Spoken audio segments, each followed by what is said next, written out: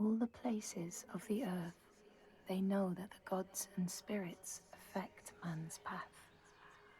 All the misfortune that befalls man lies at their feet. If you have eyes to see, you see their presence and their power. Keep your eyes open, traveler, and you might see their faces. Here, they once said that Loki lies imprisoned in a cave, trapped by his enemies, who set a serpent above to drip venom on his face. His wife, Sigyn, sits beside to catch the venom in a bowl, but when she must leave to empty it, the poison falls unabated. His pain is so great that he thrashes and writhes. And here above, we see the earth shake and break apart.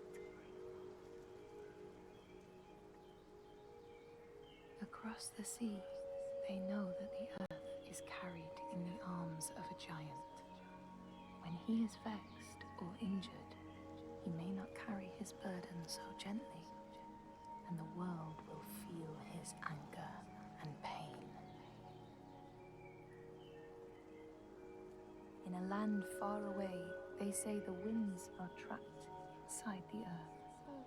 They try always to make their escape, and they buffet and beat on the walls of their prison, causing the earth to quiver. And when they break through, they make their escape. They explode out in fury. In the lands of your birth, people live hidden too, in the hills and stones. They may be the remnants of a godly race who lost a war with giants and, finding the world changed, retreated into silence. But you still see their carvings and circles from the time when they walked among men.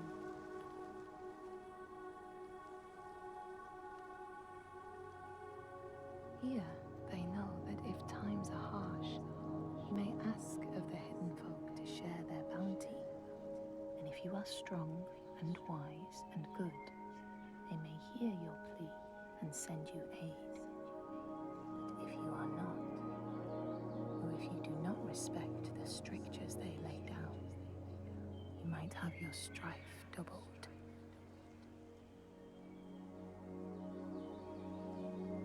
In the lands of your birth, and in these lands too, they know that people can be taken by the secret fair ones. If you are not careful and do not keep to the pathways, you may find yourself among them. In a land to the east, they know that when a traveler finds themselves lost, it is the fault of the Vadadash, who wait at the crossroads to trick souls passing by. The only remedy is to let your horse lead you home, because beasts have no souls. But if you have no horse, your soul is lost forever.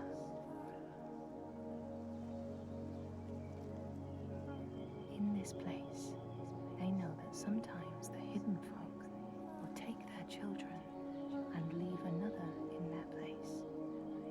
These children may look the same as their own, but will be dazed and far away, or ill-tempered. And you know then you have a changeling in your house. In this land, when people cannot raise their children, they will leave them in a sacred place for the hidden folk to take and care for. Sometimes these children come back, but it is said that they are changed, with a wildness in their eyes, and their parents do not want them. These people know that children who have died uncared for can return as Ultburður, small ghosts clad in fluttering rags. When there are storms storms, they may cry as they did when they were human, and will look for their mothers until they find them, and never leave them again. In this land, you may catch sight of the Landdísir, the spirits who embody the sacred places, the rivers and rocks. Do you see the Lady of the Mountain, the Fiat Kunan, who bathes in the waterfall and lets the drops fall on her shoulders? In the heart of the Northlands, they know the storms are born of the Oshkuredi, the hunt of Odin. The huntsmen ride horses with eyes of fire. Their weapons clash like thunder, and it is best to hide inside, lest your spirit be called to join them. In your lands, traveler, they know that the Kailif, the hag of winter, is the one who hurls sleet and snow upon the land. She lives in a sea rock and rules the waves of the roiling winter ocean with her blackthorn staff.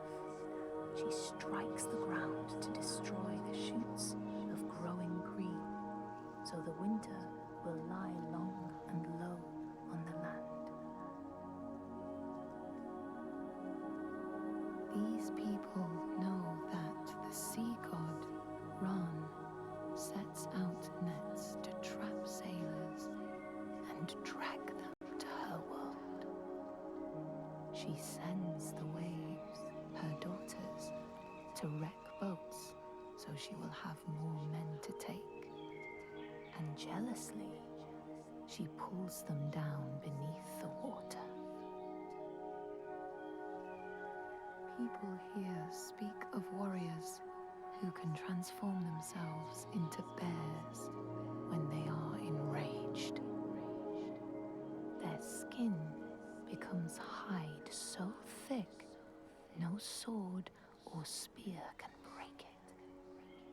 When King Hrolfr fought Skald, many people saw a great bear fighting beside him, who killed more men with its paw than any 5 soldiers. Men here will tell of how Jarl Hakon worshipped the giant Thorgerða and sought her aid in the middle of battle when the tide was turning against him. Fleeing to an island, he pleaded with her for aid. She demanded a sacrifice. She rejected all of his offerings until he, at last, killed his own son in sacrifice. Thorgerða gave aid, and Hakon's enemies saw the giants striding amongst the ships, arrows flying from every finger and never missing their mark. Their morale was sapped, and Hakon won his battle.